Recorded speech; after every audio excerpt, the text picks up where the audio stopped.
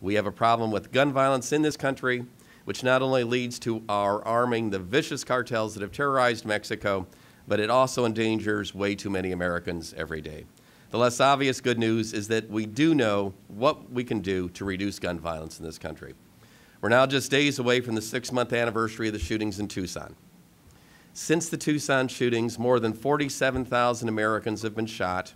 Americans are still being slaughtered at the rate of at least 32 people shot and killed by guns every day. If today's a typical day in America, 8 children and teens will die from gunfire. And for every person killed by guns, at least 3 are injured and still survive. Yet, as the 6-month anniversary of Tucson approaches, we've still seen no change in our nation's weak or non-existent gun laws. We still have no federal law criminalizing gun trafficking, banning assault weapons and magazines, or closing the loopholes in the Brady background check system that help arm dangerous killers and supply gun traffickers. ATF remains without a confirmed leader and continues to be stymied by laws and appropriations riders that tie its hands and allows corrupt gun dealers to flagrantly violate the law and keep on selling guns. And thousands of American guns continue to flood across the border into Mexico, threatening the stability of our neighbor to the south. Cartel violence is a direct threat to U.S. safety and security as well. Department of Homeland Security has warned that Mexican drug trafficking organizations constitute the greatest organized crime threat to the U.S. There are 3 main steps we should take to strengthen our gun laws to stop trafficking. First, we should close the private seller loophole that's exploited primarily at gun shows and apply Brady background checks to all gun sales. Second, we should enact a ban on the sale of military-style assault weapons and assault clips and take the steps that Kristen just discussed. And third, we should strengthen ATF's ability to crack down on the corrupt gun dealers that supply the criminal market. Let me talk about each of those just briefly. Number 1, requiring background checks.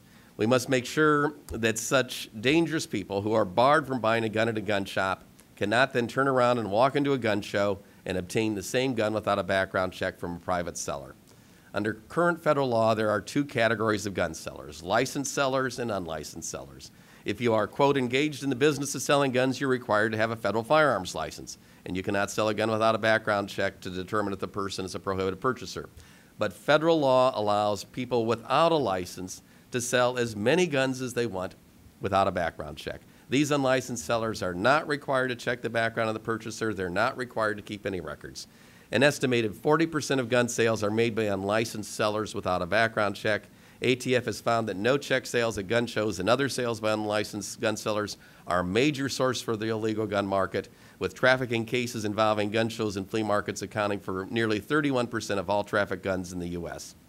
We need to require background checks at gun shows and all private sales. For that reason, we encourage you and Congress to support Senate Bill 35, House Bill 591, as well as the broader efforts being pushed by the Mayors Against Illegal Guns and others to fix the entire gun check system.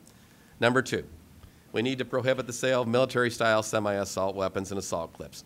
Gun traffickers are able to purchase large quantities of military-style semi-automatic assault weapons and 50-caliber sniper rifles that can penetrate armed car plating and airplanes. The Tucson shooter was able to buy the high-capacity assault clip that let him fire more than 30 rounds without pausing to reload. Mexican law enforcement's increasingly being outgunned by drug gangs with these weapons, as Kristen Rand pointed out. The Mexican Attorney General has said that before the assault weapons ban in the U.S. was allowed to expire in 2004, only 21% of the weapons in Mexico seized from traffickers were assault rifles. Today, it's more than a half. Similarly, in the U.S., since the assault weapons ban expired in 2004, police chiefs across the country report increases in assault weapons used in crime and used against them. Again, it's far too easy for dangerous people like the Tucson shooter to get weapons that are designed only for war and only for killing a lot of people quickly. Number 3, we need to give our police and our federal law enforcement the tools and resources they need to fight gun crimes, including gun trafficking. As Mike Bouchard pointed out, we need to strengthen the straw purchasing laws. Right now, there basically aren't any laws to stop straw purchasers.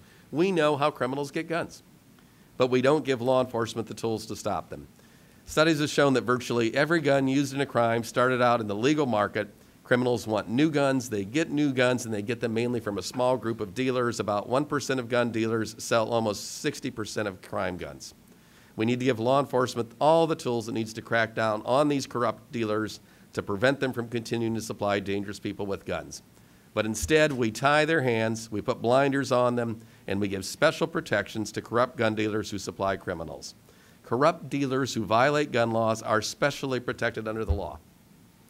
Instead of letting ATF operate as other law enforcement entities do, ATF is barred from conducting more than one unannounced investigation of any gun dealer each year. So if a dealer is inspected once, he knows it's unlikely that ATF will visit for another 12 months. It's also too difficult to stop corrupt gun dealers from continuing to sell even after they've been found to violate gun laws. To revoke a gun dealer's license, ATF must meet an extraordinary burden of proof, higher than required in most criminal cases. ATF must prove that the dealer willfully violated the law, requiring proof that he not only broke the law but also knew that the conduct was unlawful. Because of this standard, ATF generally requires repeated violations of the law over many years before it even attempts to revoke a license, and as a result, license revocations are rare. Even if ATF succeeds in finally revoking a license, corrupt gun dealers are still allowed to sell their guns while the case is on appeal. In fact, they're allowed to sell guns even after their licenses are finally revoked. We must stop allowing gun dealers who violate the law to continue to peddle these arms. We must give ATF the power to track traffic guns by supporting the proposed rule to require the reporting of assault rifle sales along the Mexican border. We support legislation like Senate Bill 2878, House Bill 4298, introduced last Congress by Senator Gillibrand and Representative Carolyn McCarthy to strengthen ATF and give it the tools it needs to crack down on corrupt gun dealers. We strongly oppose legislation like H.R. 1093 being pushed by the gun lobby, which would make it virtually impossible for ATF to revoke any license of any law-breaking gun dealer. Those are the main three policies we need to talk about. There are other things that I hope you can address in future hearings. Current law enables gun traffickers' gangs to be supplied with arsenals. There's no limit on the number of guns you can buy in a single purchase. Is it any surprise to any of us what happens when someone buys 10, 50, or 100 guns at a time? They sell them out of their trunk. It leads to gun trafficking. And the other one I just wanted to mention quickly, current law, as you alluded to, Congressman Cummings, allows suspected terrorists, even if they're deemed too dangerous to fly on airplanes, to buy all the guns they want, as long as they've not been convicted of a felony. And that's why we support Senator Lautenberg and Representative King's legislation that was endorsed by the Bush administration to give the Attorney General the power to deny those sales. In conclusion, these proposals should not be controversial. These are basic law and order policies. Most Americans across the country support them. Law enforcement supports them. Gun owners support them. They will not prevent law-abiding citizens from having a gun in the home if they choose. They will not cost a single sportsman a day of hunting. Plugging the legal loopholes in our laws is simple common sense. We've heard from pundits who say Congress is afraid to tackle the gun issue because guns are the third rail of American politics. I reject that, and I think you should too. As a lifelong participant in our political system, I think the most dangerous thing a political leader can do is to ignore an issue that is important to the American people or to do nothing when change is necessary. After the Tucson shootings especially, politicians ignore the gun crisis at their peril. I got involved in this issue as a Republican mayor in Fort Wayne, Indiana. Sensible gun laws should not be supported by just one party or just one region or just big cities or whatever.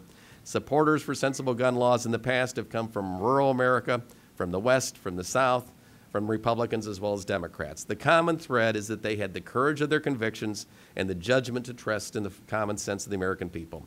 What we are doing now about gun violence is not working. We can do better. Too many of our neighbors are suffering the same pain experienced by the Tucson and the Virginia Tech and the Columbine families and victims and too many other families and victims every day. It happens at least 32 times every day. I ask Congress what we should all be asking ourselves: what are you going to do about it? What are we going to do about it? It's time for action. Thank you very much.